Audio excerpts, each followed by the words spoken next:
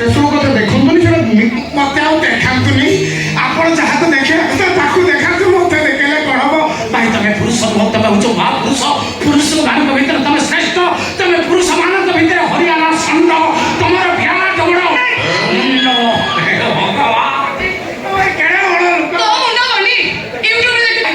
Strawberry ଖାଇବା ଲୋକ, ତମେ ଖଟା ଅଙ୍ଗୁରକୁ ଚଏସ୍ କରିଛ, ଖାଇବ ନା ଫରା ଦବ? ଆପଣ ସେମିତି ଭାବନ୍ତୁନି।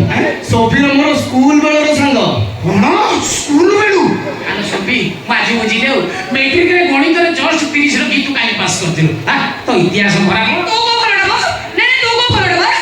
ତୁ ପରା ଜନ୍ମରୁ ନମିତା ମ୍ୟାଡାମକୁ ଭଲ ପାଉଛୁ।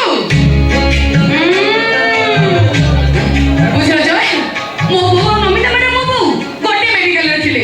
ମୋ ଭାଇ ଯେତେବେଳେ ଜନ୍ମ ହେଲା ଖାଲି କାନ୍ଦିଲା, ଜମା ବନ୍ଦ ହେଲାନି।